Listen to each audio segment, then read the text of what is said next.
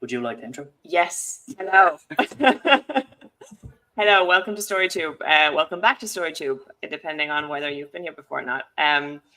Today is a momentous special occasion. It's actually the first time that we're hosting a big panel discussion about a book together. Go us. And it's extra special because it's my favorite book of all time, which is The Power of the Dog by Don Winslow. And we have 3 separate editions right here. And we are joined by some wonderful people that have recently read the book and are spread all over the English-speaking world.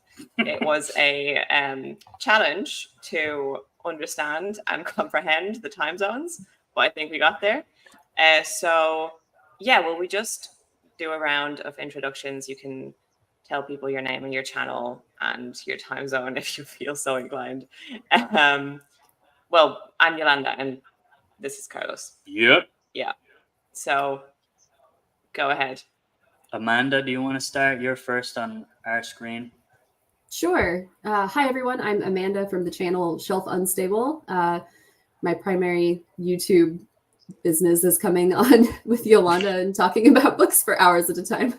I am in Australia right now. I don't know what the time zone is actually called, but it's like 7 a.m. on Wednesday, I think. Damn. Here in the future. From the future. Yes, nothing weird's happened. Don't worry. All the weird shit happened in this book. Joseph, Yes. Do you want to go next? Yeah, I'm Joseph. My channel's Joseph Reads Books, and I'm in the U.S. Central Time Zone. So, Texas to be exact. Yeehaw. RJ, my countryman. Yes. So my name's RJ. I run the channel RJ Tries to Read, and it's exactly what it says. I try and read books sometimes. Sometimes I succeed. In this example, The Power of the Dog, I did succeed in that. But yeah, I just try and read. And I'm obviously in the same time zone as Carlos and Yolanda, so it's 10. It's 10 o'clock. I should be in bed because I'm an It is old 10 man. o'clock. We should all be in bed. 26. Yeah. So Benjamin in the chat says, I always say Ben, but Sorry. Benjamin in the chat says he's happy for YOLO, and honestly, so am I, and I'm happy for me that I finally read your favorite book after a very long time. I am happy for you that you liked it. Before we get into what everybody thought of the book, do you want to give a bit of background context? Because you love giving background context for stuff. I do. So I will make it brief for my standards. So I read The Power of the Dog the first time 12 years ago. I encountered Don Winslow in a bookshop one day when a friend of mine was late, and Savages was the book that I picked up, and it was a bright red cover, and I immediately had to get my hands on everything that Don Winslow had ever written. I think The Power of the Dog was the second one I read. Second or third, I'm not sure. And I have been obsessed with this book ever since. It was a really shaping book in terms of like reading it when I was 16, and like it's when you start getting an awareness of like the world and politics and things going on outside of your bubble. And this book immensely impacted how I viewed all those things. And I've gone back to it a couple of times, but it's been a few years since I've read it, and I've been campaigning for Carlos to read it ever since we met, and I have finally succeeded. It only took me about 6 years, but we got there. I'm a procrastinator. And that's all the context. Oh, I read it in Spanish, I guess, first, and then in English later. To give people that may be watching that don't know the book at all, it is basically a look at the war on drugs in the US and Mexico, and specifically the political relationships between the US and Mexico. And it looks at that whole situation that is ongoing still from kind of all levels of people involved. Basic pitch. Do we want to go around and say non-spoilery? Oh yeah, we're going to start with a non-spoiler section. I forgot to mention. So the first sort of half, I guess, of the video, or quarter, who knows, will be non-spoiler. We'll give you a warning. And then we will do a full spoiler section, because a lot of shit happens in this book. But first, do we want to go around in a circle, at least a rectangle, and say what we thought about the book in a non-spoilery fashion? I'm just going to sneakily add our final panelist, who has just arrived. Very well timed. Hey guys, how we doing? Hello, Hey, Dan. You guys can hear me okay? We can hear you. Yeah. All right. Dan, do you want to introduce yourself real quick? Yeah, sure. My name is Dan. I'm with the my channel's name is the Black and Blue Collar Reader. I tend to put out videos once every 3 years. Come check me out there. Also, I have a Discord with these lovely people up here in the left corner. I think that's over there. I have a Discord with them. Come check us out at the Unexpected Pate, where we can talk about a whole bunch of shit. Indeed. So we were going to immediately go into a non-spoiler section and give our thoughts on what we thought of this book, The Power of the Dog by Don Winslow. And Dan, you're the last man in. Do you want to be the first man to go? Yes, the Power of the Dog. We're just going to give our first thoughts here. Is that what we're doing? Non-spoiler. What did you think of the book? Yeah, man, it blew me away, man. I haven't read like a thriller or any really historical fiction, based in the time that I was raised. So the book really, when you started reading, I don't know what you guys call it over there across the pond, but I had a minor in criminal justice. And I was a sociology major. So the war on drugs was a big topic while I was in school, and the damage it had done I went to school in North Philadelphia, the damage it has done to the inner cities and stuff like that. And this book really takes it on a larger scale, macro and micro. You really get a good sense of, the war on drugs and its effects on not only our country, but other countries as well. I mean, I spoke to I spoke to you about this, how the pacing just seemed really, really fast for something that was so complex. He really provided a good grounding in each story that he was writing about, and it was easier to follow along. And it was badass, man. I can't really say anything bad about it, other than maybe it was it was based on true events. But I think regardless of that, I didn't I didn't see that as a negative, because he really brought an original story to events that have occurred. And I was blown away by the events, by some of the characters. I just love, I'm a big Nora fan. I'm a big fan I won't lie, I'm a big fan of prostitutes and stories that don't give a shit about, their job, and that they're proud of it. And I love that. She didn't really care about her job, and she was intelligent. She maneuvered throughout this whole story. Her maneuvers were the best, and that is within the DEA and within the criminal organization. She was the smart one, in my opinion. I really liked, Parada, my dude. I love the priest in this, man. He was fantastic. Even Adon and all these other side characters. We got one character in another country that I fell in love with just from some of his dialogue. I won't get into that character right now, but listen, this book was fantastic. It was fast paced. It hit like a freight train, and it really didn't stop. You just kept going on with it. I don't know how you read it in 4 days. I know you had a couple good flights in there that you got to Yep. read on, Carlos. Yeah. But the printing in this was very tiny. You know, this is not. It's very, very tiny print, and it took me a while to get through it all. But I had a fantastic time doing it. Excellent book. Cool. Shall we go in top or bottom to top? So, RJ, do you want to tell us real quick, non-spoiler, what you thought of the book? Yeah. This book's fucking brilliant. That's I think that sums it up. It's fucking brilliant. I didn't realize it would be it. I thought I was just going to read this great book about the Mexican cartel, and we were going to focus very much on the cartels in Mexico.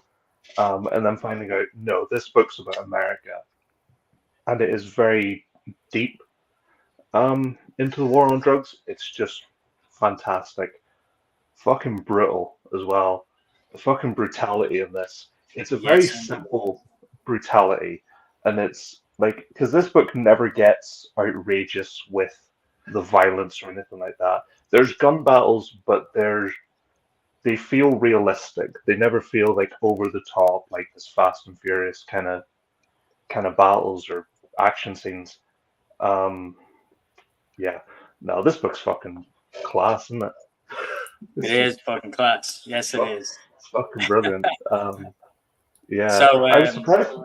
I was surprised about. Sorry, I was surprised about Winslow's writing about how good that is as well, and how. Yeah. I know you mentioned it in the review, Carlos, that what I had said, and you made me sound smarter than I actually am. So I appreciate that. It's just these simple statements, these simple words that Winslow uses that's similar to McCarthy. They're just so well done. Yeah, I fucking love it. 100%. Great sales pitch. Yeah. Joseph, what about you? What did you think? I absolutely loved it. I mean, it's hands down the best book I've read this year, and yeah, just like RJ said, just everything is so well written, and then the way it's paced, like the pacing is just relentless, and it feels like these like very intense like vignettes, and it just goes from like character to character, and it flows so well. I listened to it, and I listened to it in like 2 days at work, and I was just let it just flow through my brain. It was so good. Yeah. And Amanda, I'm sorry for leaving you for last. I'm sure. It's all good. This isn't a very biased panel. I also loved it. We don't have a lot of differences of opinion here. I think I read it in about 4 days. I couldn't put it down. And yeah, like Dan was saying, the print is tiny. It's like 600 pages, and I just couldn't stop going through it. The pacing's amazing. His characters are incredible. I was not expecting to really get such a good character experience out of it. I thought it was going to be a good crime thriller, and I don't have a lot of experience with crime thrillers, but this was so much more. It's so epic in scale, but also so intimate with the characters. So it has such a good balance of being so inside someone's head and so personal in their motivations, but then being so large scale with global conflict. And as someone who has spent a lot of time in the American Southwest, and my parents live in Mexico, they actually live in the city that things go down in at the end of the book. It was good to see such good and well-researched representation of those places. Mm-hmm. And also, as a former stoner by John Williams, I've had certain thoughts and feelings about the war on drugs, and I was really glad to see how Winslow portrayed it in this book, and not in like a moralistic kind of sense and taking one side or the other, like drugs are bad, but also the war on drugs is bad. It was such a balanced, factual feeling, like really nonfiction feeling account, while feeling like just this epic scale, just incredible fiction story. So I was blown away at how well he did all of those aspects and how balanced it felt and how fast paced it was. It was a masterpiece. Incredible. 100%. And I think like we talk about it on the channel all the time, like the different types of crime thrillers. And I know we entered BookTube into a fantasy dominated sphere, which is fine because we read a lot of fantasy as well. But I think we do want to, get these kinds of books out there to people. And we think that these kinds of books anybody could really read. And sometimes it's difficult to sell a book labeled crime thriller to people who don't usually read them, which is, I guess, another motivation for us to do this panel. But I also think that, and you might see it in the title of this video, whoever may be watching this after the fact, that I kind of think this is a bit of a great American novel, whatever that idea really means, because it does kind of look at a grand overview, like Amanda, you were saying. It has sort of this non-fiction sort of factual look at how America functions in this way for the last 50 years. This book spans like a few decades, and it also looks at people, ordinary people, thrust into extraordinary situations, and also people directly involved with the negative aspects, and also people in Mexico and Mexican people, and the effects on them as well, which I kind of think, because both countries are so intricately linked in their past, that this book did a great job of showing you that perspective as well, as a counterbalance to the American perspective in the war on drugs. And we, when we get into the spoiler section, we can talk about the comparison to like how McCarthy writes American history and Blood Meridian. It's very American focused. It's just critical of America, whereas this one, it is, it's critical of a lot of things, but it is just presenting you with the situation as well researched as you possibly can, and kind of leaving it up to you to think about it, which I like. Rogue, it says, user responsible for getting me back into crime fiction. So I'm excited to try this book. That's cool. I think is Rogue from Philly. I think Rogue's from Philly. If you say use, usually you're from Philadelphia. Use is a Dublin thing. It's a Dublin thing too. They do it in Philadelphia. I can't stand it, but it's a Philly thing. But listen, when you were talking about the war on drugs here, and just from my perspective,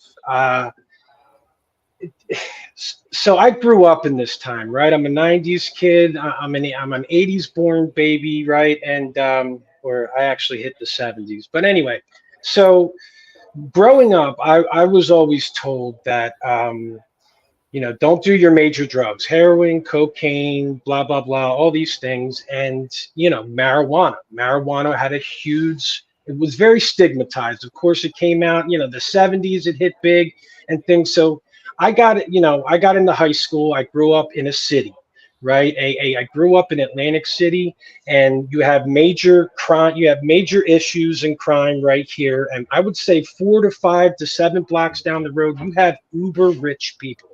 So the cops are on their toes right there at that border from Atlantic City to a town called Ventnor, where I grew up, and Margate, and then Longport, where you have like Puffy's house and stuff like that. I mean, very rich people. So so I got arrested for marijuana 3 times underage because of how hard they policed that area. I grew up thinking that I would never be president. I grew up thinking that I would never get a good job because I have an arrest record with a major, a drug. And now, like America's probably learned their lesson a little bit. Now I can go into a shop over here, order my pot online, and get it in a vape case and stand in line and talk to people about strains. So we have grown a little bit, but it was so interesting when we got all these DEA and these cop things to think about that time in American society. The war on drugs with Reagan and the crack is whack and this is your brain on drugs. It was so, it was out there in popular culture and media, and we had dogs, humans dressed up as dogs coming to our school and telling us to say no to frickin' pot because it's the worst thing in the world. And here we are today, getting it legalized and even for medical use and things like that. So I loved how he took us through all of that, all of this, the events that occurred, and then towards the end, how we were just, not we were going about it completely wrong. And you see the effects that it had on communities and societies, and we seem to be going toward a better area when it comes to acceptance of the drug addict like myself, and acceptance on even those in the small communities that use this as as a way for money for their family and things like that, because in a community like that, that's where your best job option is right there on the corner. So it was just so, he did such a great job of researching everything that went into this entire this war on drugs. It was exceptionally done, and that the pacing was so good because I was so interested in everything that they were talking about, in every aspect, in Mexico, in New York City, in Honduras, in Ecuador, like anything, what they were talking about, I was so invested in that he could do no wrong. And as And you learn a lot. You act like he teaches you a lot of stuff in this book. so many things. So, and it wasn't just us that it was affected by it. I just love seeing the different sides of everything. It was amazing. For sure. He strikes such an impressive balance with the meticulous research that's clearly gone into it. Like, because it's obvious, like you're reading, you're like, oh yeah, he researched like the drug cartels, but like you were saying, like every little bit of detail is so well researched that you would almost not be surprised if he got carried away with that and it read a bit like nonfiction, but it doesn't. Like, he doesn't forget to write an entertaining story, and then on top of that, like, it would be a great book if it was just about that, but on top of that, you have incredible characters that feel somehow like, I think, I don't remember who I was talking to about this, but somehow it feels like the characters are driving the story, even though clearly he did all this research and then planted the characters in it, especially the ones that are not based on real people, which is just mind-blowing to me every time I read it. And like when I pitch it to people as well, I forget to say like all of these things, like because one of them would be enough, and it almost sounds hyperbolic if I start saying like the characters are like some of the best characters I've ever read, and like the pacing is immaculate, and the reason, like, how can one book be all of these things? I think like Dan touched on, and we talked about this a little bit before, but Dan touched on it with like, when you're in school, you get the anti-drug campaign. We used to get guards into school. So cops here, we call them guards. It's for the Irish Gardaí, which is just police. But guards would come in and give you a little talk, and it would all be very unserious and just a bit of a lecture. Give this book to any 14, 15-year-old. Say, read it. It might be a better anti-hard drug, Class A drug campaign than any of these talks that are organized by the state. And the interesting thing as well, I think he went into, was how the state perpetuates all of it. And it just keeps it going. And how, like, they fund it because it's beneficial for them profit-wise, but publicly they will say that they're still fighting it. And the people that get punished for it are the people, as Dan mentioned, who are addicts, just on the street, just have no other place to go, nowhere else, no way out. And it is a global problem because I see it here, and it affects inner cities and affects inner cities all over the world. Like, the Dublin inner city is still feeling the effects to this day of the heroin epidemic in the 80s, which came from that. And there is no sort of move to fix it because it's still criminalized at that level. And And the talk around that is still ongoing, and there's still problems to be fixed. And yet he wrote this book 20 years ago now. Yeah, just about. I think it came out in 2005, 6. Yeah. So just thinking of it from that aspect, like it is a fascinating kind of thought-provoking anti-drug campaign. Kind of. Anyway, RJ, what are your thoughts on all of this big stuff? Sorry, I missed it there. So sort of just about drugs in general. Yeah, so like I don't know, the whole aspect of like the overview, the kind of bird's eye view of this whole problem in the book, but it's still a really ridiculously compelling story. What'd you make of it?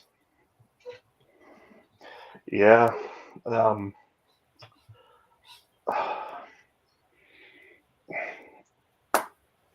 Sorry, I my put you on the mind's just spot, man. I'm sorry. here. I just wanted That's to all right. No, my mind's going blank here. Yeah. I put you on the That's spot. all I'm right. sorry. Joseph, No, how it's about you? okay. Yeah, I think that you're talking about research. I actually got this out, which is the history of the CIA. It's a Pulitzer Prize winning book to check, because I was like, as I was reading, I was like, wait, some of the things he talks about halfway through the book, I'm like, I think I've read about that in real life. And yeah, it was in there. I checked today. And yeah, it's just incredible the level of research that he did. And yeah, to respond to Kai in the chat, I did listen to the audiobook and it's fantastic. The narrator is incredible. He does all the accents. They're amazing. His Spanish sounds like he's Mexican. He is not, but it does sound like the Spanish I hear every day. And so, yeah, it was really good. Relaxing to do that. That's cool. You said as well before that he lived in Mexico researching the book, right? Yeah, he did. Yeah, he took 6 years to write it, and I think 3 of those were pure research, and then the other 3 were like writing and like researching as he was writing it. And a part of that, I don't think it was the full 6 years, but a part of that he moved to Mexico to do research there. And like I don't know if it was specifically when researching The Power of the Dog, but actually this might be a good time to mention. So if you go on Goodreads, you will see that it's a trilogy. Don't be put off by that. It's a standalone that just got sequels afterwards. So he published this as a standalone. The book brings us basically up to 2004, and then he published it in 2005. But what happened was that 10 years later, the situation had evolved. The war on drugs was still going, and he had more things to say. So he wrote a sequel called The Cartel, and then another sequel a couple of years later called The Border. So you don't have to read it as a trilogy. It's a standalone with sequels. But so I'm not sure if this happened when he was researching The Power of the Dog or The Cartel, because in The Cartel he goes a lot into journalists in Mexico specifically and how in danger they are if they try to report on anything that is happening in relation to this. And he said that he's been shot at because he's gotten into places that he shouldn't have been in, which is insane. And he said it in a context of like, no, I don't consider my job to be dangerous. Like, yeah, I've been shot at a couple of times, but like, it's fine. I'm like, whoa, okay. It's America. I mean, but, there were so many parts in this book where I put it down. I'm like, did this really happen? Like, I wanted to go check something out and just find out if this occurred. Because, growing up, who didn't like drug movies? Like Donnie Brasco, that was my jam. There's a whole bunch of them, right? Blow definitely is one. Yes, exactly. Blow's one. I'm sure even Scarface is one, and they mention it in the book because how can you not? It's fucking Scarface. It's a great movie. But it's just, there were so many different parts in this book that I want. The Contra thing I know definitely happened. But there are other things I wanted to look up, like these communist factions, these guerrilla groups, and what did we really try to go? I don't want to spoil things. You know what I mean? I don't want to talk about that just yet, I guess. But there's so many instances in this book, and with the mafia, yes, there were. I mean, I just mentioned it. Donnie Brasco. They threw a nod to Lefty and Sonny Black in that one. And I'm like, oh my God, that just drew me into the story more because I love those type mafioso movies are my favorite. And drug movies. I mean, I've watched them all, but so it just drew me in more when he added those little tidbits of nonfiction, and you just sat there and it's like you wanted to go read another book about this and see like the true stuff, the nonfiction shit, and it was just fascinated me, and how he developed the story out of some of the events that occurred were genius. And like these characters were not plants; they meant a lot to me. Like when things happened to these characters, I cried when they cried. I was angry when they were angry. I justified some of their actions and things. It was very, very well done. And you would think like a thriller book, like I do like my purple prose and stuff, but my man dropped some bombs in here. You were like, oh shit, that's just great. So it's not just him regurgitating what he researched. It was really a well-crafted story. And beautifully written, in my opinion. Yeah, and about the prose as well. It's impactful. Like it's all about impact, and the pacing of his paragraphs just heightens that. And it's like what RJ was saying when he reviewed it as well. It's like McCarthy does this, and he makes you sit back, and it's like a punch in the face. He does it, but he does it relentlessly for 600 pages, almost on every page, where you'll get to the end of a paragraph and it is both sort of cliffhangery, but also, well, I've just dropped this bit of truth on you, and you're like, whoa. And you'd think that at some point it wouldn't feel like a punch in the face anymore. Yeah. Because I struggle sometimes with books that are too action heavy or like almost too fast paced, because I need the breather. But somehow he just makes it work, and it feels like a punch in the face every time. So Amanda, you also read it kind of as quick as I did. Did it also keep you up at night? Yes. Yeah. This was one of the ones that I was reading right before bed and then waking up early. So I'm not like an early morning person, but these kinds of books are the ones that make me an early morning person, because I'll wake up and just start reading and then take a little nap and then pick it up again and then read all throughout the afternoon. I couldn't put it down until it was like what you said with the cliffhangers. You just have to know what's going to come next. You know it's going to be another punch in the face, but you need to know. And I think if more historical events were written in a style like this, I think more people would be more interested in history. And I think these kinds of books I think they're really important to have books like this.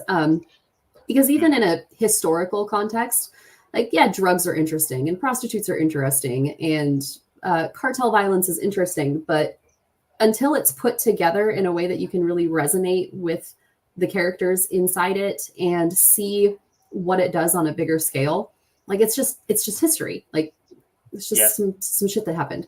But yeah, the way that he put it together makes it feel so important and yes, entertaining, but just like something that you should know about.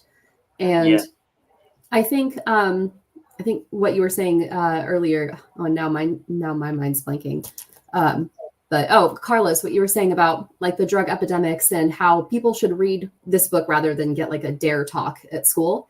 I think because when they're telling kids don't do drugs, it's the whole like, oh, this is going to put holes in your brain and you're never going to be president. But if you read something like this, you see like the real cost, not just to you of what drugs are going to do to you and your future, but what drugs are going to do to the people that are in these impoverished countries and paying for things, bartering, using cocaine as currency. the havoc it wreaks on communities and bringing guns into places, because it feels like it's never, the war on drugs is not like about the drugs. Like you can always have a war on a concept. Like the war on terror, you're never going to beat terror. There's always going to be something to keep perpetuating this war, and there's other interests involved. 100%. And it's just gonna keep going because, I guess, follow the money, and drugs are a good vehicle for that money and for political reasons. There's always going to be a clientele, at least in my opinion, when it comes to drugs. Yes, I don't think that'll. It's get rid of the clientele, you get rid of the problem. And we do see, how they handled it in the 80s was punish the addict, not the system or the people perpetuating the system. But it's just the problem that the people who decide the punishment or the solution are the ones perpetuating it, which is the whole crux of the book. And we can talk about it when we get into spoilers. We can probably get into spoilers in the next 10 minutes or so, but just the reasons behind that perpetuating of it is so fascinating and thought-provoking, and honestly quite terrifying, because there's just too much profit involved in it, and there's too much profit involved for all sides. So does anyone want to fix the problem in the spheres of where they fix these problems, like why would they? When there's so much money to be made and so much like political gain to be had. When people need campaign money. And all you have to do is keep it illegal and demonize the users and stigmatize the health conversation around it. Even still, like, you have ways of like methadone clinics. People will still they don't want them, like, not in my backyard. Or and now, I don't want them. Now that the US is more accepting marijuana, and I don't like them. I was a client for one, and I don't want it now that I've changed that side of my life. But you mentioned the effects and how it'll get the kids. I think what you were almost touching on was the effects on. But how about the effect on the environment? And how these rainforests are kind of being really wiped out and things like that. And I think, as Carlos was alluding to earlier, give these kids these books. I think if they see what it's doing, not just to the people, but to the environment, to their own communities, that might be something that'll enlighten them and maybe get them moving in the right direction. But I think it is so ingrained in our society, American society, the more the better. We just love everything at 110. No American is good in Vegas, no matter what they tell you. They always get too fucked up, at least for most of them. But it's just I think it's always going to be an issue, no matter how. It's just the thing what you were talking about earlier is just keep it illegal. No, they're going to make their own drugs. Just like I'm reading Demon Copperhead by Barbara Kingsolver right now. With the opioid epidemic and OxyContin, like they're going to find a way to make money off it, whether it's from illegal drug users or whether they're selling it legally, for sure. Yeah, for sure. And pharmaceuticals is a whole different conversation, because that's damn, the book is just crazy. But apart from all of these big topics and societal problems, this is also just a damn good book with great characters and a wonderful story. Any standout characters for anybody who wants to start? Whoever. Do we do that in non-spoiler fashion, or is this the time to begin the spoilers? Oh, sure. Yeah, we could begin the spoilers. Yeah. So any final non-spoiler thoughts? Do you want to sell this book to people who don't usually read crime thrillers? Joseph, start. Go for it. Like I said, the pacing is just relentless and the writing is perfect. So I mean, I don't know why anyone who knows how to read would not be interested in the book. That's a great sales pitch. Oh, and another thing I wanted to mention was when it came to the research and stuff, one of the nice things he does is I noticed, especially with like firearm stuff, because I've complained about that before in other books, if he doesn't know, he doesn't say anything about it, which is nice because everything in the book is very accurate. And then anytime there would be a situation where another writer would just make something up, he just doesn't focus on it. He just shifts the focus, and it's great. Yeah. He says something passable, like he got out his gun, and that's fine. And we move on. Yeah. It's very direct and to the point, and there's just so much in it. RJ, how would you sell this book to somebody who doesn't read crime fiction? It's Sucking Diesel. There you go. That's all I need to say. But well, while I was reading this book, it did actually make me realize, and I was thinking about it, is about, I think there's a growing drug problem here in specifically Northern Ireland now, and I think it's going to start coming to the surface now in the next 5 to 10 years, because you see a lot of young people here are doing drugs and are getting addicted to drugs, not just in Belfast and Derry and in the major cities here, but there's also in the village that I live in, there are people I know who are, drug addicts at this point. So I think reading this book, I just started to realize that the paramilitaries here, obviously for people who know about the troubles and everything that happened there, the IRA and the UDA or the UVF or whatever they're called now, they're still around, and they've just turned into drug cartels in some ways. We've got a wing. There's a wing here in Dublin. We all know which pubs in Dublin are run by the IRA, and it's not the IRA people think it is. It's also not like the IRA in the 70s was a terrorist group, and it was born from the independence movement. And then that group in the 70s turned into a drug cartel, and now that's what they are. It's just, it's mind-boggling to think of, because that's where the money is, And like that issue will only affect, when the system keeps it that way, that issue will only affect those people that you mentioned, RJ, because that is beneficial for the people who will benefit from it. So you get rid of the middle class, you keep the lower class getting lower, and eventually there is no middle class. And it's crazy to think about. Anyway, Amanda, any final non-spoiler thoughts before we get into juicy stuff? The world building, magic system. Just kidding. I think this book really would have a wide appeal if people can see past the crime thriller. Which, not that there's anything wrong with crime thriller, but yeah, it's just really, really human and really well researched and really important. And I think there's a lot of empathy that can be gained for people that you might look down upon, or that like your average white American person who might do some coke on the weekends could afford to gain from reading a book like this. I think Don Winslow's done something really important for literature and for the human condition. It's a great American novel. It should be recognized as a great American novel. End of video. Let's not forget, like he also hits you with some romance in there, and I gotta say, my dude can write some damn good sexy time scenes too, man.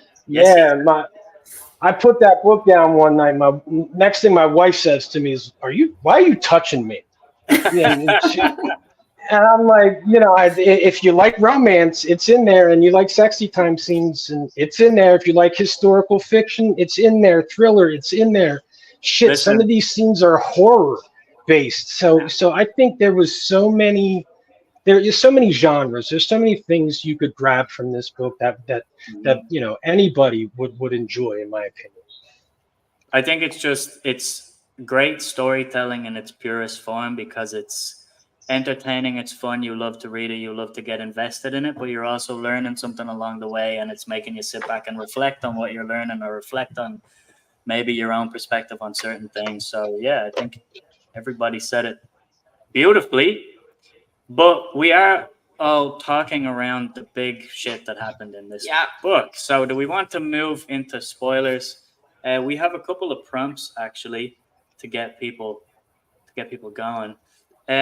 Before, just 1 sec, just thank you to everybody in the chat who was here for the non-spoiler part and for chiming in, and I hope you enjoy the book, those of you who said they're going to pick it up soon, and you can watch the next part back. Go read the book. Most impactful moments in the book. Which moment had the most impact on you? Amanda. Oh, I have to go first. I feel like if I say the one that everyone, I don't want to take, the moment. You can take the moment. No, I'm gonna go with something a little more. I don't know, something that felt really. The moment I cried in the book is when Nora and I don't know if I'm saying it Irishly, Callan.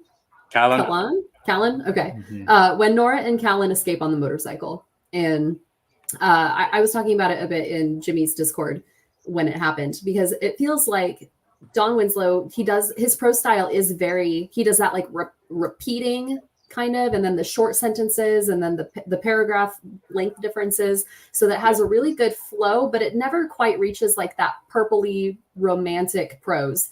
But then when Nora and Callan get on that bike, he has like a paragraph of like a run-on sentence about their freedom and like finally getting away. And it was just heartbreaking because, like, does anyone actually ever leave this world? Because they've tried to leave multiple times, but just the freedom that they felt when they rode away from that house was so impactful to me that everyone spends this book trying to get out of this system of violence, and very few people do. So when someone does, it is so triumphant.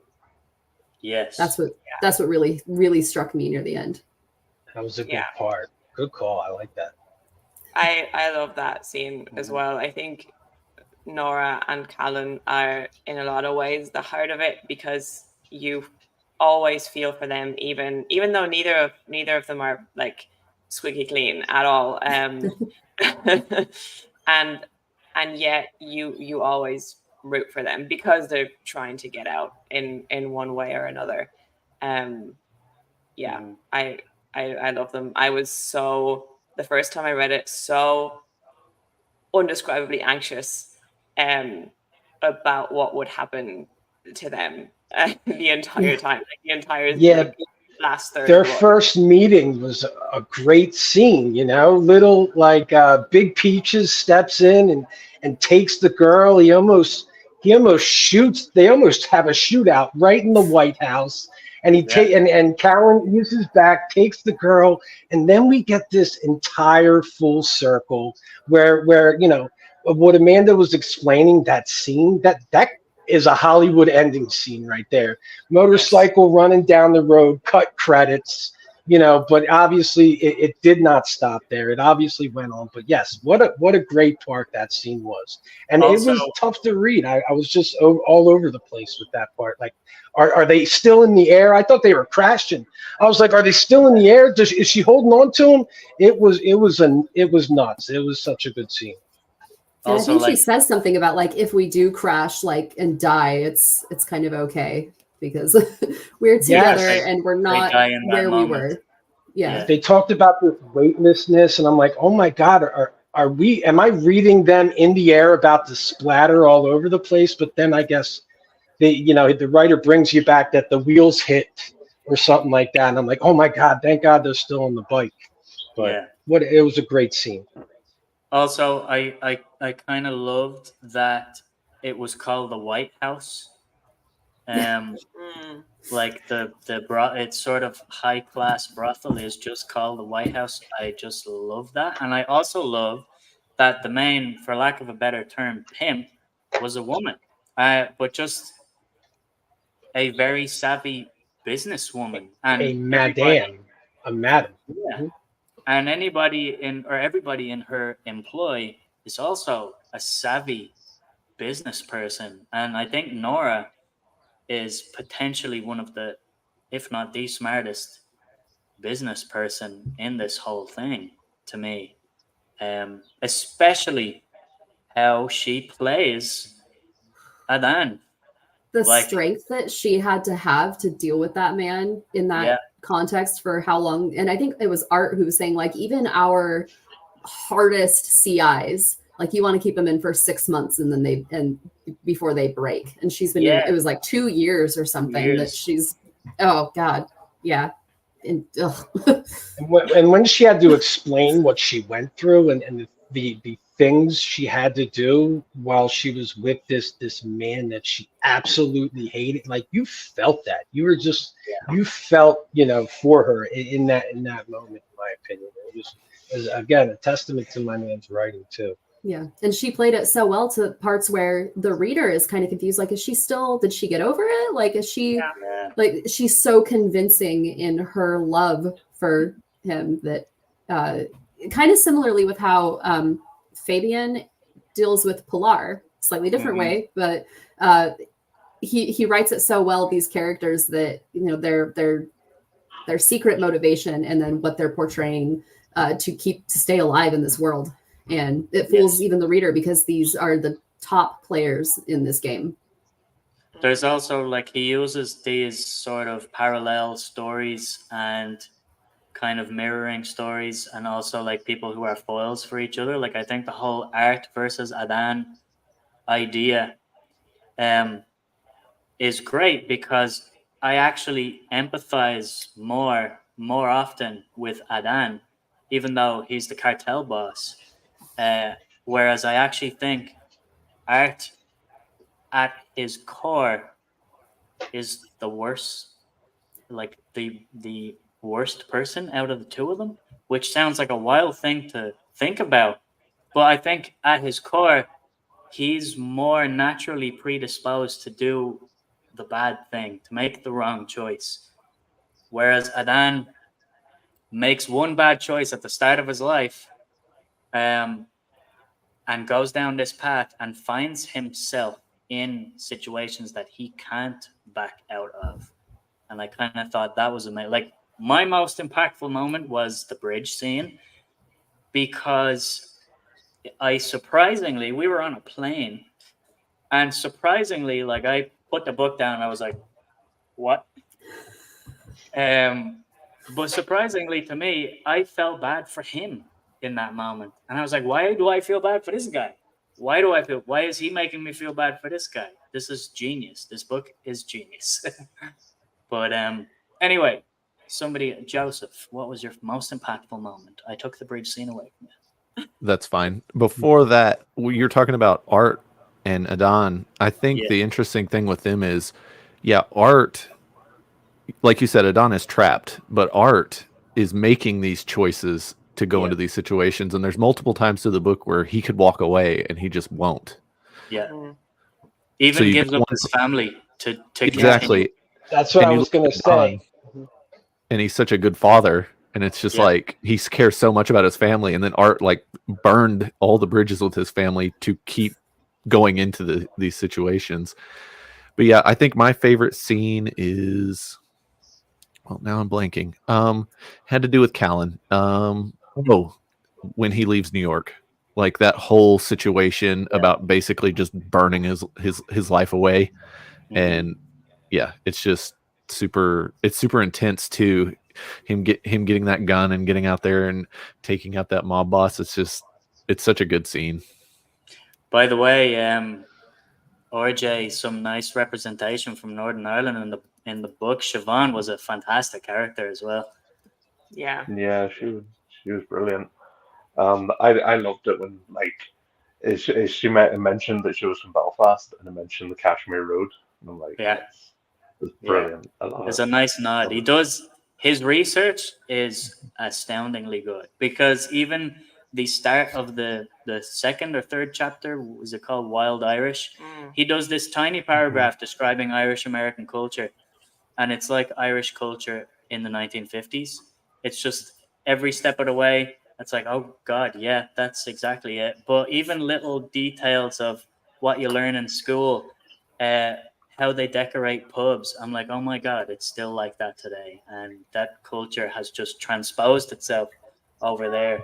And it's crazy. Anyway, Speaking of research, I was just thinking about it when you mentioned Nora and her madam. I think she was based on Heidi Fleiss. Do y'all know who Heidi Fleiss is? no. She was Yeah, I like do. she ran like prostitutes for Hollywood. Hollywood. And her thing was, in another book I read, like she was a pickup artist, except for picking up young women to then convert them into prostitutes. And that seems Okay. exactly like the madam that picked up Nora and trained her and taught her everything. And I bet I bet that is the influence for Yeah, Yeah. I Nora and the didn't put madam. that together, but now I absolutely agree. I think you're right, man. I did not put that together when I was reading it.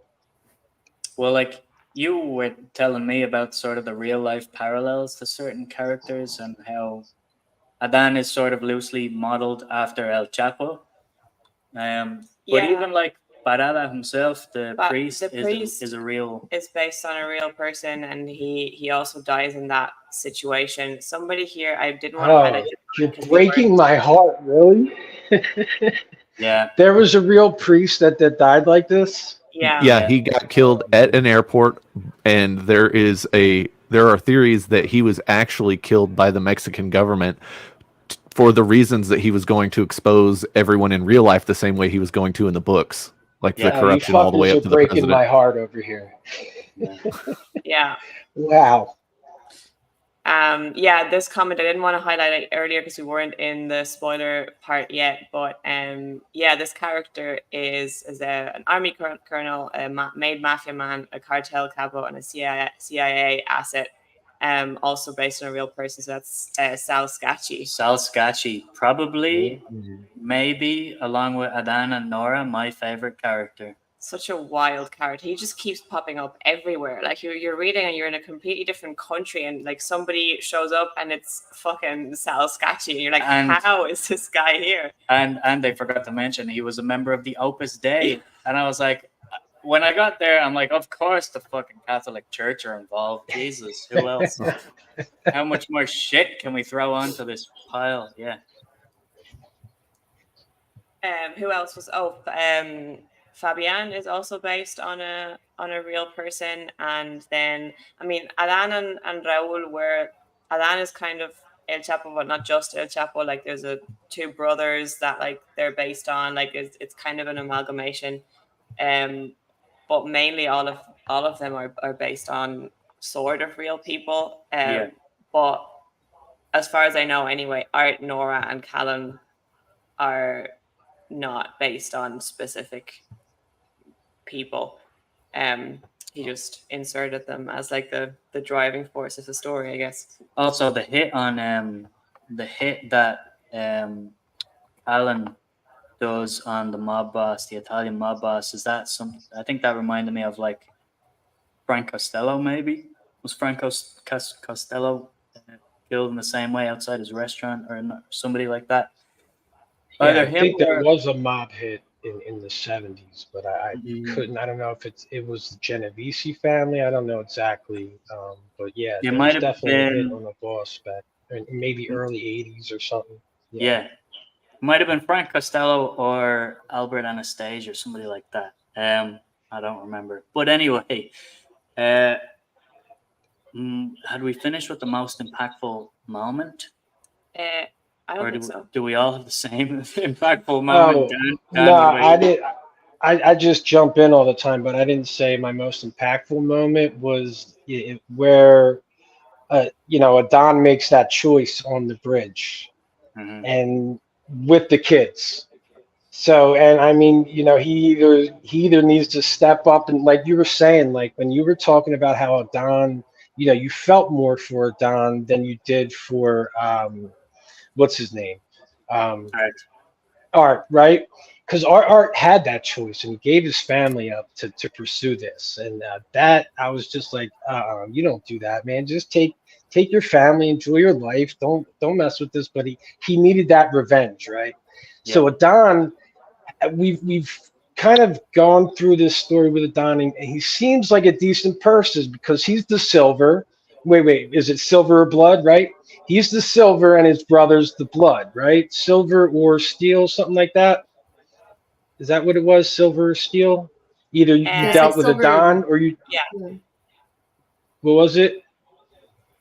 Silver Yeah, and so steel, either right? silver and steel. I thought it was something like that. Either you dealt with silver or lead. I thought it was. Either you dealt with Adon or you dealt with Raul. It's So Raul's like this lead, badass, silver, and it's Adon's the one. plata or Mhm. plomo, silver Oh, or it's lead. plata o plomo. Yeah. Couldn't Yeah. translate it.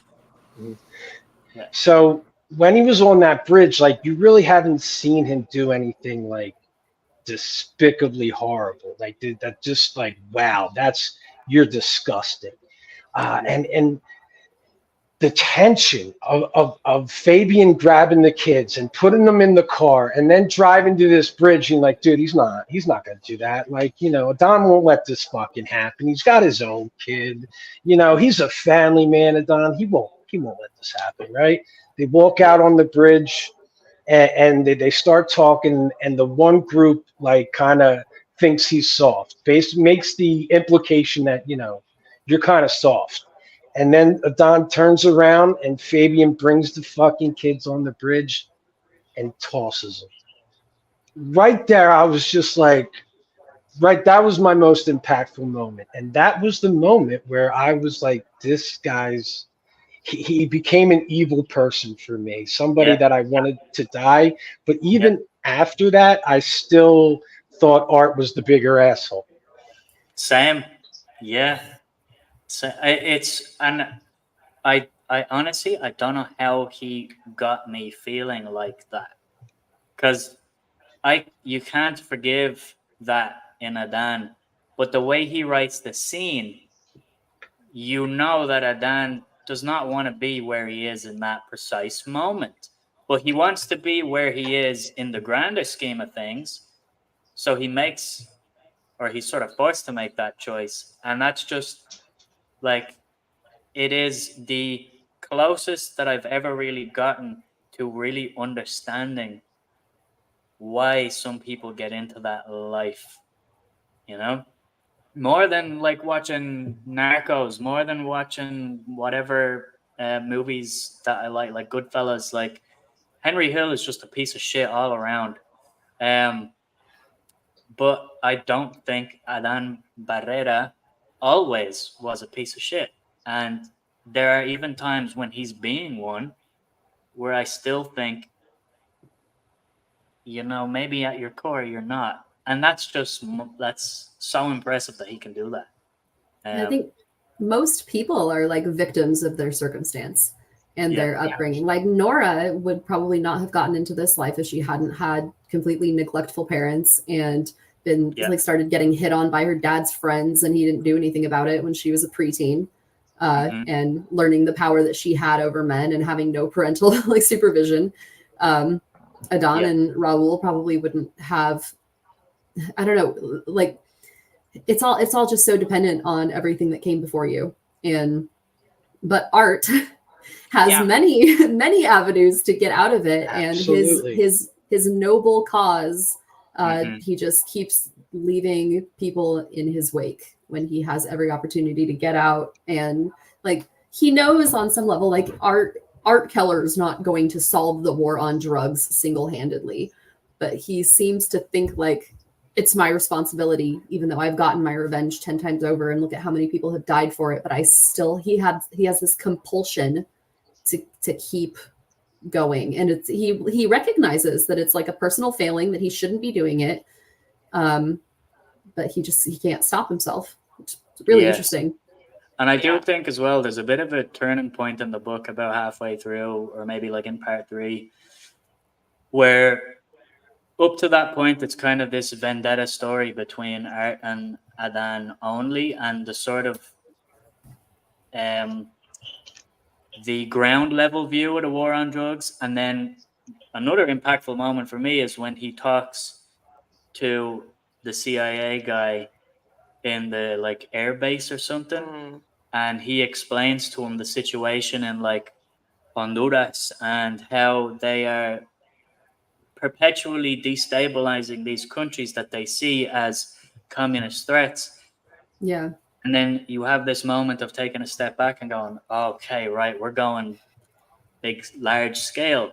And it's become a grander story now. It is larger than Art. He cannot like contain the power of the dog, you know, in that sense. Yeah, and that's a point where, for me, reading it the first time, I was like, where is this book going? Because at some point you realize there will be no resolution, because the way it's all set up, it's just an endless cycle, and there's no way that it'll be fixed. There's no way that people can really get out. Like, how do we end this? And it's kind of the point of the book, in a way, to just say, yeah, this is, it's not really fixable.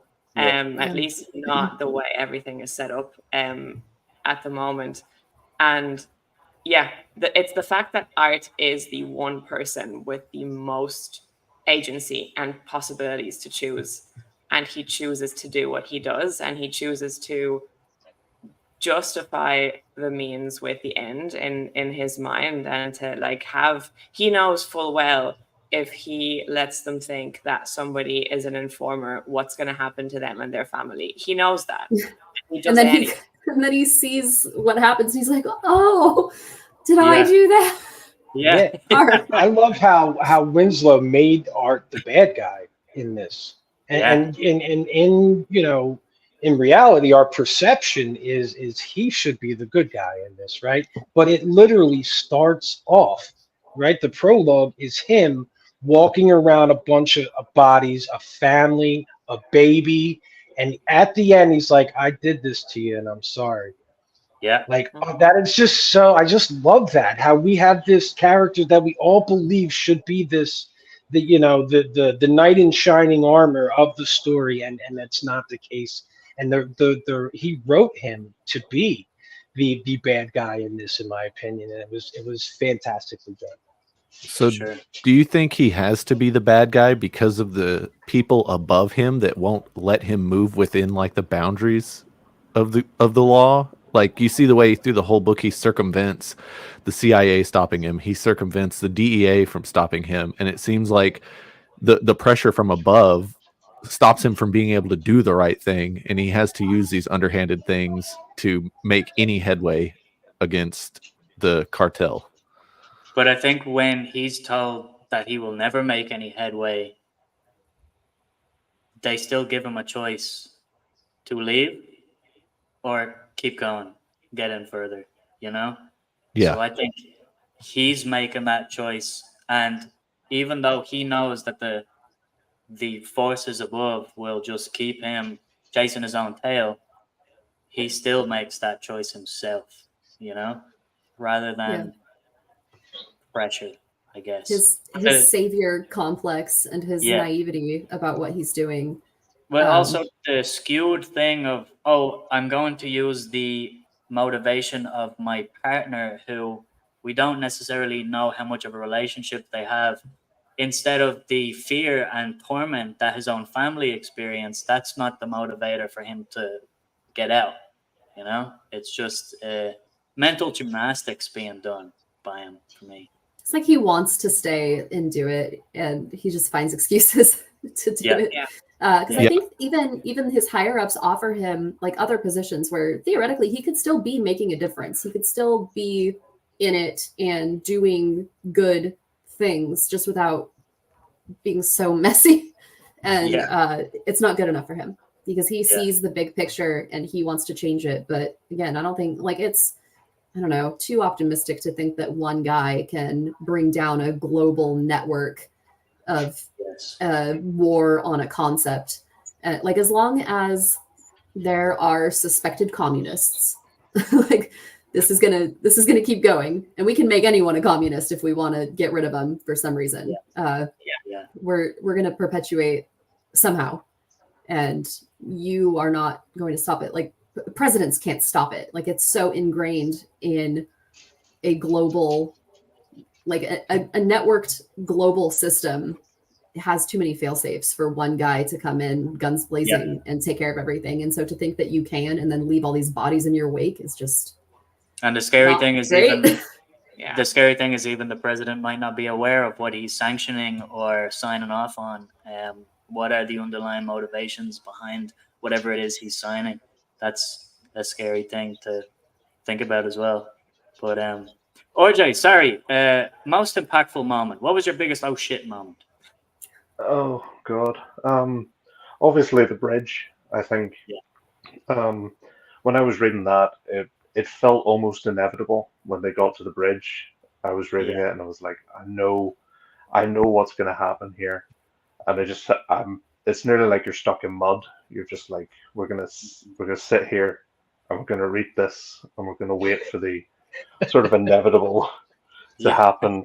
But another moment for me, which was quite impactful, was Ernie's death. Like the whole torture thing with Ernie, that was fucking brutal.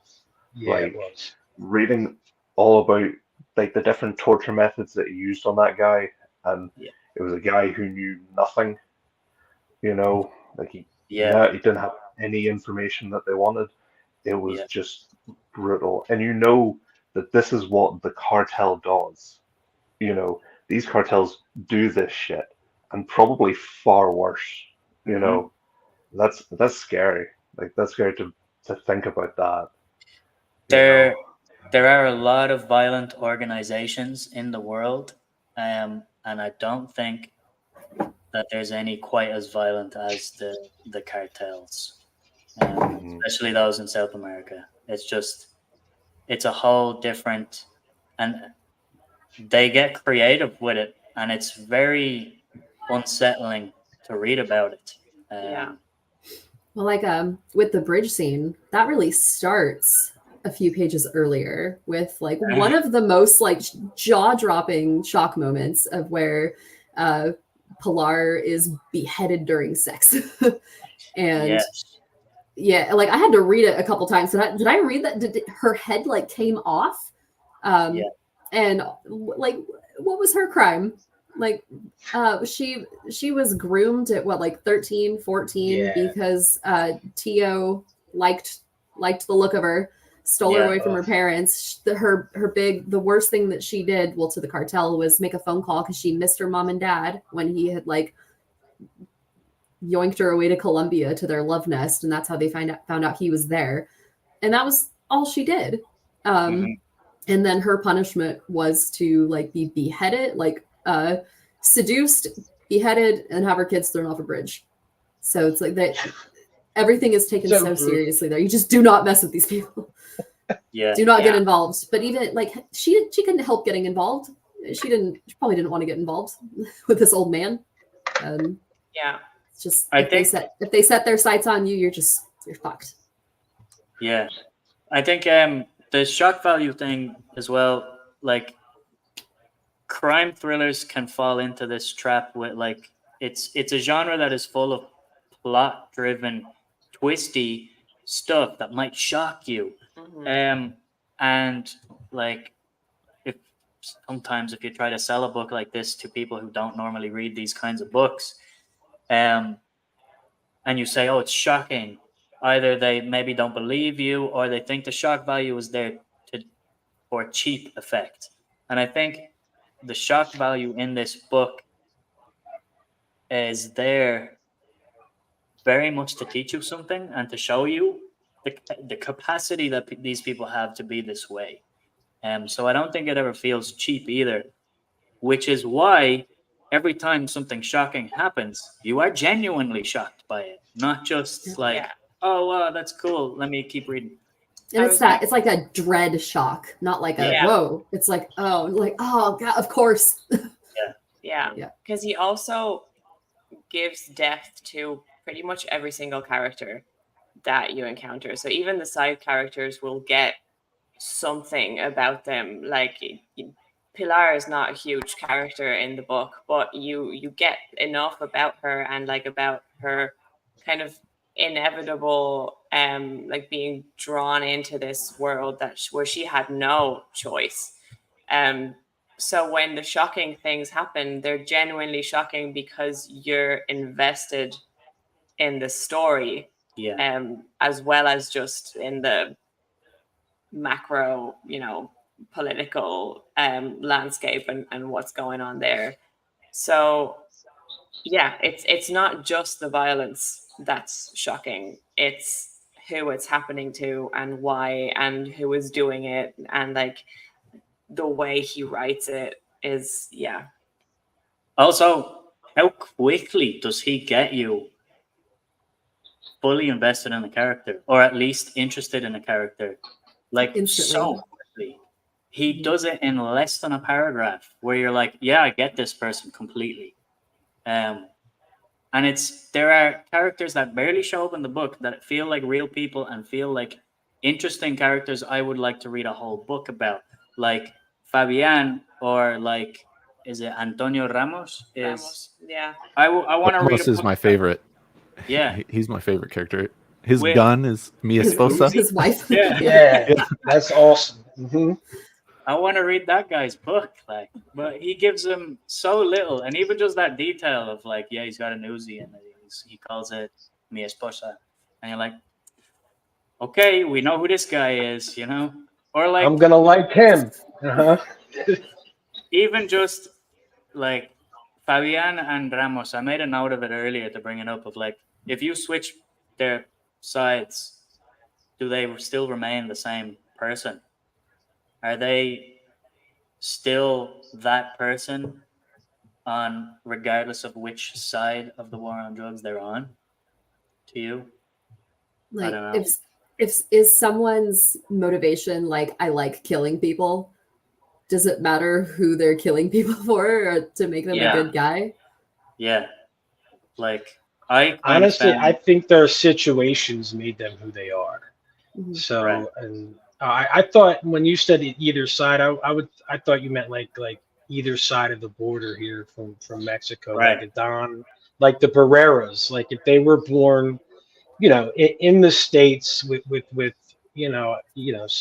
some opportunities, for jobs and things like that, would they have been as sadistic, or would they, would Raul be a murderer?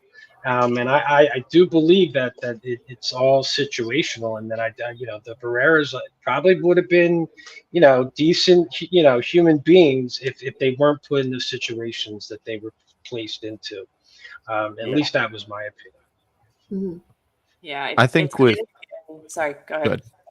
Oh, I think with Fabian, I think he was groomed to be a hitman by Raul. Like, he takes him in as like a teen, like a college student, and Yeah. slowly just kind of builds up that view on power and killing people and stuff. And so I think he's a little different than like who are we? Oh, like Ramos. I think Yeah. Ramos is he's just my favorite. He takes no shit, and I love that he's a former boxer. And he just Yeah. at that very first paragraph where it describes him as like a former boxer who doesn't take any shit and is not a dirty cop. And I was just like, all right, this is my favorite character. It just took that little bit. Yeah. I love how impatient he gets with art as well. Yeah. And is it the scene where they're arresting Tio, and like Ramos knows exactly what's going to happen if you don't just kill him Yeah. right Yep. now, and he proves him right. Like, it's just he almost has a sixth sense for how to handle these situations, and if Art ignores him, he's just like, well,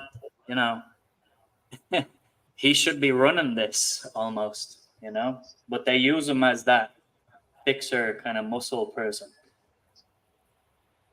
Mm. Yeah, I love Yeah. Ramos as a character, but just to circle back on like these secondary characters that were so that just impacted you right away. Like the introductions are amazing with all of these characters in the beginning of the book, but there's a secondary character that has a line in here that I was just floored with, and all of a sudden I fell in love with the character, and it's I'm gonna murder this name, I'm sure, but it's uh, Triofio, I think. He is the liberal guerrilla leader in I believe it was like El Salvador, and he's the one who wants the guns, who has control of all the cocaine plants and things like that. Don goes and meets him, I believe, and he has this line where he's talking about, I'm just going to read it right out the book. Let me see here. He was telling him how he became this leader of this guerrilla group, and how we all have we all in the end are going to have politics, right? And he was like, let me just find it here. Why do I tell you this story? Because you may say you have no politics, but the day you see your friends and family lying in the dirt, you'll have politics. And I did that line right there just smacked me, and I love this character from that point on. And the writing just it gets better and better throughout the page, and you're like just the way he explains his character and that character's motivations for doing what he's doing in his country. It was just fantastic, and I loved Triofio, that character, one of my favorites as well in this story. Mm-hmm. So a thing that we were thinking earlier as well about the book is like there are not a lot of good people in this story. Everybody gets their hands dirty, and almost they have to get their hands dirty to remain in the story. But I never found the book to be inherently like nihilistic, or what's the word where you hate human people? Misanthropic. I never found the book's tone to be that, even though it's relentlessly bleak in a way. And to use again RJ's comparison to McCarthy, which he will paint a violent picture of America's history and still tell you that humankind is crap. I don't feel that Don Winslow believes that. What about you guys? No. The writing is very like matter of fact with events. Like, and then he cut her head off during sex, and then he mailed her head to her husband, and then he threw her kid. Like, it's so matter of fact. It lets the reader really think through motivations and see, like you were saying, like Fabian was groomed into this kind of position. Like, he didn't just come out of the womb wanting to kill people while he fucked them. He was made this, and other people are made in different ways. Like, look at Nora.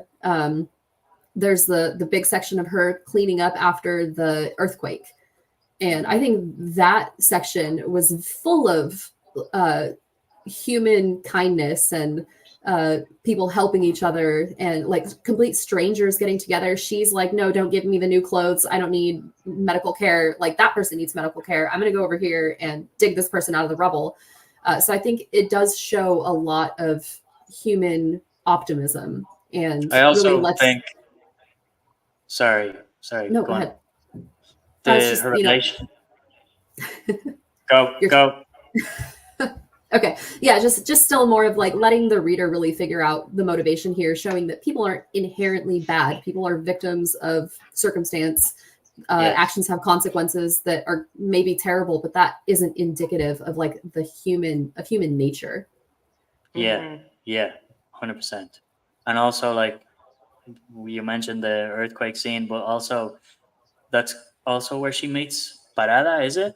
And then her developing relationship with him, I think, is also another aspect of the heart of the book, because to me, Parada might be the best person in the story, and also how she feels about him and their relationship. And some of her passages are like, no, he is just the best man I've ever met, and I don't really care what our relationship is. I just want him in my life. I thought that was really, really great because she has known nothing but horrible, horrible men in her life. And here's just this one guy that shows nothing but kindness.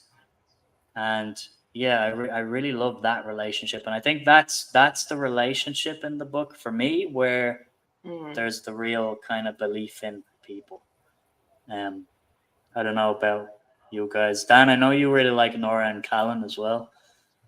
But Yeah, I like Nora, but Parada was such an amazing character, and what a way to bring the humanity into this story, and just I was the introduction to Parada was amazing. He's literally praying, I think, while bullets are flying by him, and he's not listening to anybody, and he's going to help people, and he's praying over dead bodies, and shit is happening around him. And I think Art finally meets him and is like, "Yo, get out of here. What are you doing?" He's like, "I got God on my side." And he was just such a fantastic character. And just by you guys bringing him up and him meeting Nora, I get a golf ball in my throat because just rethinking about their relationship and how they had such an impact on each other. It wasn't one-sided. It wasn't the priest having, an impact on a questionable profession. A woman with a questionable profession. He started to view things differently while he met her. So it was a good give and take between those two characters, and it was just it was amazing. And when they popped Parada, like I put the book down for a few days. I just had to resonate on it. Like I knew it was going to happen. I knew Don was going to be like, yeah, I'm sorry guys, the best character's got to go. I knew it was going to occur at one point, but the relationship between those two had such a profound effect on me. I just thought it was exceptionally written for those two. Also, like, I have my own criticisms of the Catholic Church. You can't avoid it really being Irish growing up here. There's very much a sentiment of, well, of course they're going to be, getting their hands in the money pouch. But I loved that the one character that was the real shining beacon of goodness was a priest in that situation. I thought it was really refreshing, to be honest. Yeah. I think the thing is that I think it's more pessimistic towards structures in place and systems than it is about people. I think it's generally more optimistic, like you were saying, about people, and partially also in the way that he shows somebody like Adan, who doesn't seem to be an inherently bad person or a sociopath, but is in a certain situation and circumstances that make him into the figure that he becomes. But even by presenting you a character like that, I feel like it gives you a certain optimism in a weird way about people, of like, yeah, all of these bad things are happening, but they're happening because the situations that people are in are terrible, not because all of the people are horrible. Sure, there's psychopaths and there's sociopaths, but that's not everyone. But also not everyone in this situation will automatically become horrible, aka Parada being surrounded by horror, and he doesn't turn away from it. He's still trying to help people even though he's in the biggest danger. Or somebody like Callan, who you feel for the entire time, even though he is a stone cold killer and he has shot people in the face. And yet you never feel like he's a sociopath or a terrible person, or that he would not choose to do something different if he had gotten the option. Mm-hmm. So it's I think like a book like this, where like the book is telling you there's no way out of this war and out of this violence, it's an endless cycle that perpetuates itself, could be really cynical, but it's not. it's not. And I mean, it's still a little bit depressing and definitely terrifying in terms of, well, this is just the world that we live in. It's But I think it also lends credence to the idea that this might be among the great American novel, you know, the idea of whatever that is, that this deserves to be in that conversation, because I am currently reading The Grapes of Wrath by John Steinbeck, and there's a line, that book is kind of structured, for anyone who hasn't read it, there is a journey of this family going from Oklahoma to California in search of work because their land is being basically bought up, and there's like, it's being used for whatever production, vague ideas of production, and they're forced off their land. And it's, you get the chapters of their journey going from Oklahoma to California, and then interspersed between those chapters, there's like an omniscient interlude there. So there's, between each story chapter, there's a sort of an interlude, which is like an omniscient narrator talking about the situation, kind of like what McCarthy kind of does in Blood Meridian a little bit, where you step back and you talk about it in kind of a grand biblical way. And there's a line in that that sums up the book so far to me, and sums up this book, where it's like, Steinbeck says something like, man creates the monster, the monster grows bigger, man can't control the monster grows even bigger, and the monster controls the man. And you're just like, oh shit, yeah. We let things get away from us a little bit. Things grow too large. Like Dan was saying earlier, everything's got to be 110%. Don't go to Vegas, kids. But like, it's where does it ever end? And I think that Don Winslow made me think about that in a different way. So I think it deserves to be among that conversation. And he did it with no bullshit as well. Like, I just love the lack of bullshit in the book. There's like no filler in this book for how long it is, how tiny that text is on those pages. Everything feels very important, and it all ties together so well. It's so intricate, and with all of the different countries and their political systems and the real history and American interests, it's incredible. If you could pick one favorite character, who would it be? Who wants to go first? I'll just go with Parada. Yeah, he was my favorite character. Bar none. Loved his dynamic. Loved his whole storyline, and how we got to see him through the entire book, at least until, you know, the pages I wish I didn't read. And, you know, it was just his progression as being a holy man as well. You know, he saw, you know, flaws in how he handled things. And I love that type of character. I love a character that is in that type of position where you're seen as being perfect, you know, in by others, and you see his flaws, and he admits to his flaws, and he accepts, you know, his parishioners for their flaws, and how he was really trying to make he was the one always trying to make a change in every scene he was in. You kind of had the feeling that he was going to do the best with what he was given. And I felt so much for the character. I love how he had wild gray hair. I love the look I gave him, you know, and I could just see him in my mind's eye. And I just thought Parada was just a fantastic character. I love the detail that he's just always chain smoking, and you have Nora, the prostitute, that's like, buddy, you gotta stop smoking so much. And how he was the bit where he sneaks off and she goes for a bath, and then she's like, I'm gonna go for a 6 smoke bath. I love that. RJ, what about you? Favorite character? Nora. Has to be Nora. her strength is like how she's not like I how do I put this?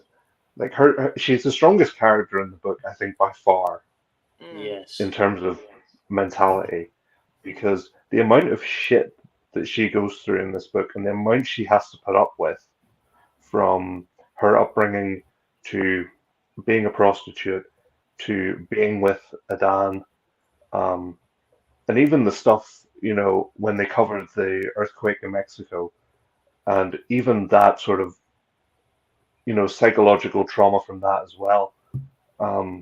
Just the way that she dealt with it, and it's just I just love her.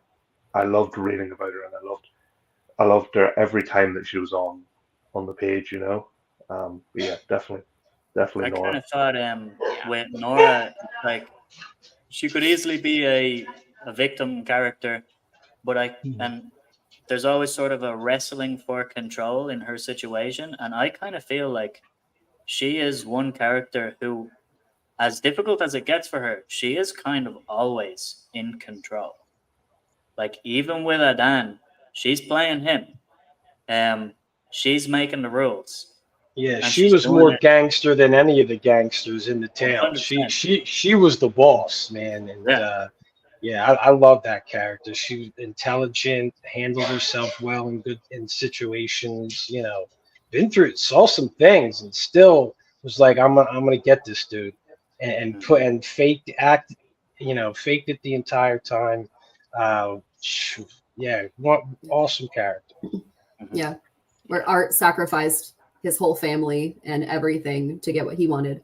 Nora sacrificed like herself to get what she wanted, Yeah, and like her comfort and her well-being for years to get her revenge. yeah. She's my favorite too. She's my favorite too. Honestly, she is one of my favorite characters I've ever read in any genre. I mean, I think that might still be the case if I had read the book for the first time now, but like having read it when I was 16 years old, I had never read any character remotely like her.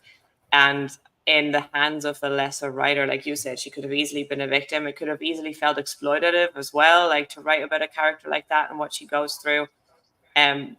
But it doesn't, and I admire her so much. She is such an interesting character to read about. Like she's always compelling. Not that any other parts of the book are not compelling, but I love her so much. And most importantly, she's hot. She hot. She hot. She real Hey, hot. even Parada. I mean, I know Parada was kind of being like, I'm this, this above all the desires. Even Parada thought about it. So, Yeah, yep, yeah, he didn't lie to himself. That's what I liked about the dude. yeah. He was very, very real. Yeah. Joseph, what about you? It's Callan. He was my favorite from the second he domed that dickhead in that bar, and Yeah. like from then on out, it's just yeah. He sold me instantly. Just I like pragmatic. He's like, oh, okay, this isn't gonna go well. Just pop, just kills the That dude. was so good. Mhm. Yeah. I like Helen a lot as well. Yeah, and his friend Obop. Obop is great. Yeah. Dude, Obop how about is- how Obop goes out by saying, oh, Oh, and gets the freaking bullet? Like, oh, cinematically gorgeous. I loved it. yeah. Also, Obop is such an Irish nickname to get as well, because he's got a bit of a bop in his. Yeah, that's so good. I really wanted, since we were kind of on Nora a little bit, I really wanted her to be Blanca. I wanted her to turn into one of the major players in the drug game, like her to just take Adan out and take over, because there was a female cartel leader at one point, and I think her Blanca or something. She might have been in like Miami or something like that, but I really wanted that storyline to like kind of manifest. But of course, I loved her storyline, but that was one I was kind of hoping for. Did Am I misremembering? Did Don Winslow write a character like that in Savages? Yeah. Elena in Savages Elena, yeah. runs a cartel. Yeah. Now that you mentioned that, I just remembered that. That was my first experience with Don Winslow with Savages. You gave me that book when I was knee deep in a reading slump, years-long reading slump after college. And I didn't really click with it at the time. Well, I liked it, but like I didn't. You The didn't style, like it. The style, I was like, I don't know about this, and I really hated the main character, or the three of them. But this book, I don't know, a whole other level. Yeah. It's a whole other level. What he's trying to do is different. But Yeah. reveal your favorite character. I think my favorite character is actually Adan.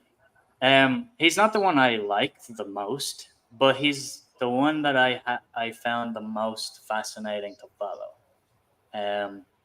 I think the best person in the book is Barada, quite easily, and Nora is also great. But the bridge scene and the moment where I found myself kind of feeling slightly bad for the drug kingpin, I was like, whoa. So yeah, actually, Adan. I also like how he starts off real classic Mexican underground boxing ring, or boxing scene. Also, the way he writes boxing scenes is great, just as So a good. superficial thing, because I used to box and he just gets it the way it's written. It's so good. Also, the cultural differences of like boxing in Mexico versus boxing in Irish boxing gyms, so good. Anyway, I loved all of that stuff, but Adan kind of being this doughy-eyed, yeah, I'm gonna manage this guy, and eventually, he makes his decisions, and he's still that kid at times, but yeah, a kid doing very, very bad things. So yeah, Adan is my favorite, I think. It's a great character. Did you say yours? Oh, yours is Nora. Nora. Yeah. Yeah. Oh. Yeah. So it is extremely late here. If anybody, if anybody doesn't have any other things to add, we could start wrapping up. But final thoughts, perhaps, of The Power of the Dog. Do we want to open it up to the floor? Never disregard Yolanda's recommendations is what I have taken from this book. Same for me. I'm glad you finally read it, Carlos. It only took 8 of us reading it for you to do it. Yeah, you only had to be Yeah. cyberbullied. Yeah. Peer pressure. It took a lot of people on various Discords actually to be like, hey, when are you reading this book? You know, I'm actually going to read this book before you do. And I was like, oh, shit. I thank you all for your service. That's really why we did it, is it so he would read it. Yeah. Honestly, it really made me reflect about myself. And I was like, why have I not read this book yet? And then I felt really, really bad. So I immediately picked up the book. So anyway. The cartel. When do you think that The Power of the Dog makes you want to sit on The Power of the Dog for a long time? Or does it make you want to go straight into the cartel? I'm thinking about I need sitting. to sit. I'm a little sit. I'm kind of sitting because I while we're talking about it, I'm still getting that feeling, that excitement, the thrill, the sadness. Still getting those emotions. Still from this book I finished a couple days ago. I don't want to kind of ruin that. I'd like to sit with it for a little longer, to be honest, and probably because I have a lot of things I'm jumping into now too. So I don't want you guys to read it without me. Because right, cartel guys, are we gonna do this this summer maybe? Yeah, I definitely want to sit on the book. I think it would maybe have more impact when you come back to it after a little while, and then there's a bit of a time jump, and different political landscape, and just this book itself works as a nice little bow-tied gift in book form. But I'll reread The Cartel with you all whenever we get to it, because I've actually only read that one once. That's one of my most hyped book releases when I found out that he was writing a sequel to The Power of the Dog. I was terrified because, without giving anything away, having read The Power of the Dog and knowing that there's a second book, if you love certain characters, do you want them to be in the book because you want to read more about them, or do you want them to not be in the book because that means they got out successfully? So I was died.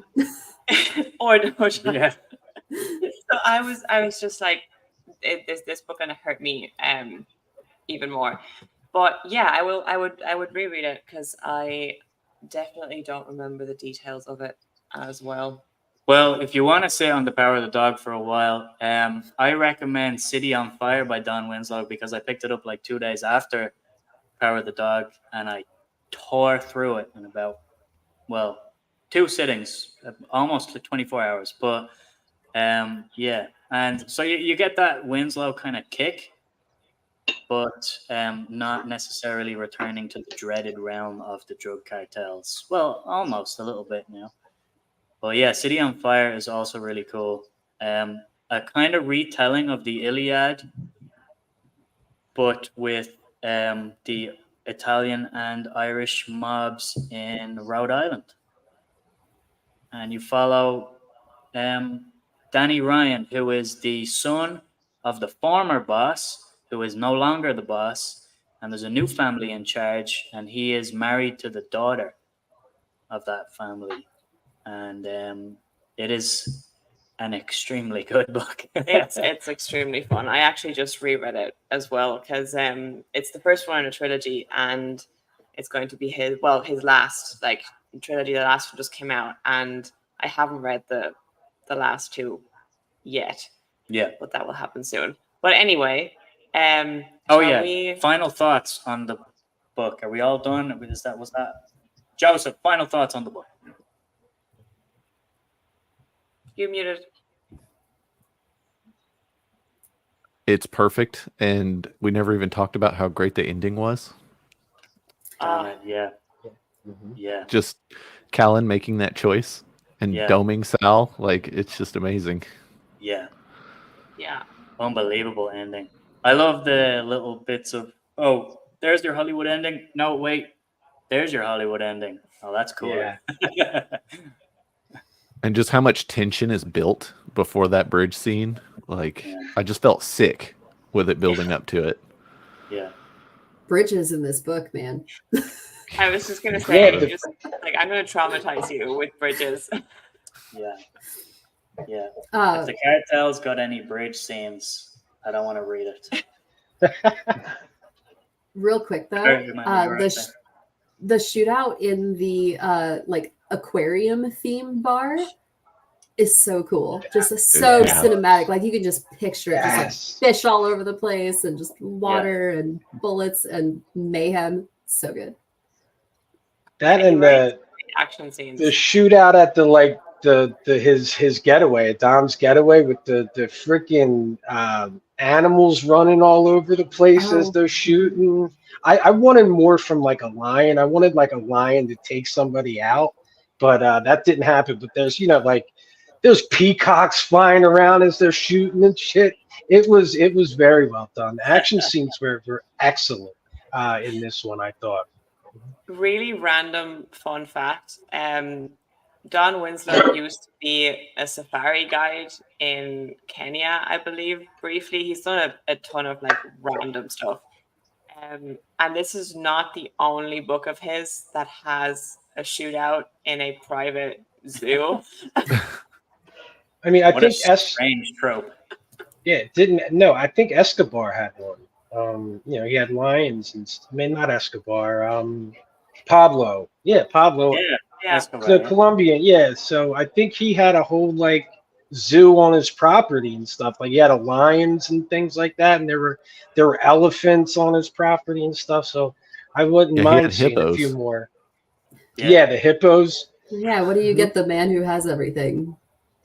A hippo. Hippo. Yeah. Elephants. 100%.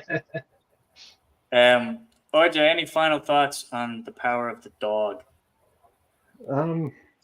Well, when I was reading this, I was like, you could tell me that you could have told me that Don Winslow like infiltrated the Mexican cartels for this book, and I would 100% believe you. Like that's what I found out I really like about crime fiction, even though I've read very little of it. But what I love is just when an author can describe a place, even though I've never been there, like with such vivid imagery, and Yeah. it feels like you're there, because I felt like there were multiple times in this book I did feel like I was in Mexico, or I was in San Diego or Southern California. There were definitely moments where I felt like I was right there. New York as well. Yeah. Yeah, I'm the it's just same. it's brilliant. That's honestly my number one thing about crime fiction that I love is when I learn about a certain location, or I feel the culture, I feel the weather, I feel the landscape, whatever. Or I learn about a certain topic. And usually they go hand in hand with really good crime fiction. Those two things go hand in hand. Learning about a certain topic or a historical event or thing in society, and pairing that with a location. Um, as a random afterthought to that, my next crime read is probably going to be Opal Country by Chris Hammer, which is about opal mining in Australia, and somebody gonna find a body in a mine, and but yeah, gonna learn about all that. And I've already read a book by Chris Hammer, and he used to be a journalist in Australia, so he talks about climate change and about small towns and droughts and how climate change and the ignorance around climate change is affecting small town Australia. And I learned a lot from that book, which was really cool. So yes, RJ, you just kind of said the number one thing I love about well-researched, authentic crime fiction. But yeah, anyway, we want to thank everybody for coming, and primarily the people sitting here and anybody sitting in the chat. It's extremely late in Ireland right now, so we're going to go to bed. But Amanda, thank you very much for joining us. Joseph, thank you very much for joining us. Dan, thanks very much for joining us. Ryan, thanks very much for joining us. Just doxed me. What the fuck? Having 5 people gush about my favorite book for 2 hours has been absolutely wonderful. Made my day and my week. And honestly, I've been kind of preaching about this book for 12 years, and very few people have actually listened to me up until this point. So, including me.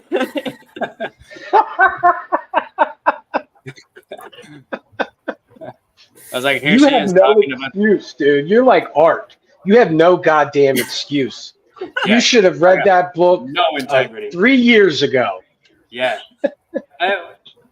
I did start reading it like 5 years ago, and I got like 80 pages in, but I was still in a slump, so I dropped it. But yeah. Inexcusable. I'm surprised you're still around. I know. Here she's talking about the power of the fucking dog again. All right, how powerful is this dog? Let me see. Anyway. It ain't a chihuahua.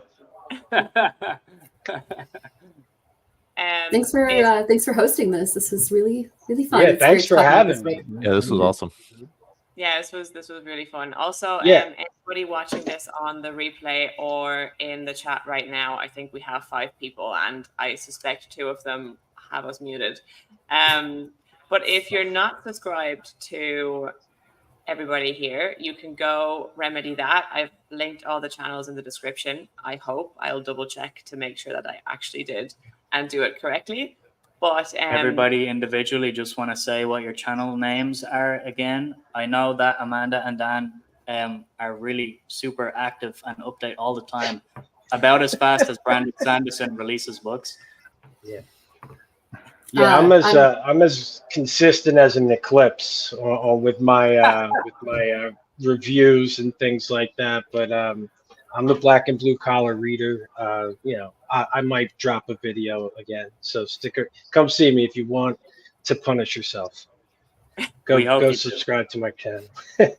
Sorry, I cut you off, Amanda. Go ahead. Oh no, you're good. I'm Shelf Unstable, taking that George R.R. Martin content creation route. Maybe something will happen soon. I just like coming on other people's channels and talking about books. It's like all the fun and none of the responsibility.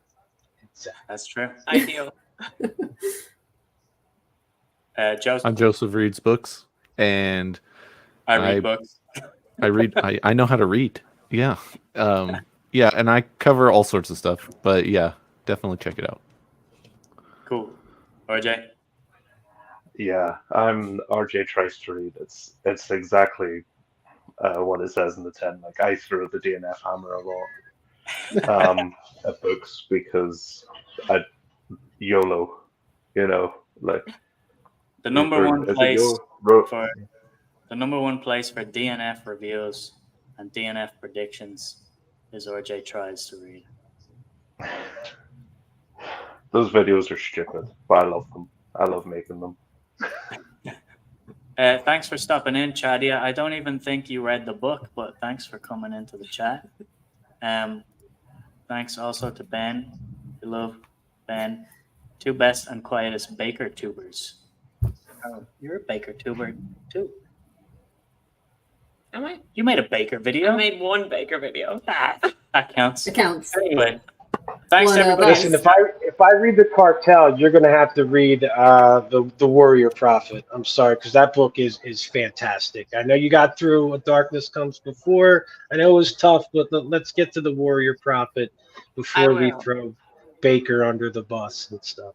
I will absolutely read that this year. I will also finish The Darkness That Comes Before, which has been on hiatus for about 8 months. I love that you're not calling it a DNF. At this point, you need to reread it. Sure. I will reread it. Yeah. Oh, don't tell me. Don't go reread it. Don't DNF. Oh yeah, I'll do it. But I'm knee deep in Malazan right now. Anyway, we could talk about this offline. Thanks everybody in the chat. We're gonna stop this stream. Bye everybody. Thanks everybody. Bye. Bye everyone. See ya. End stream. Ask me twice if I want to end.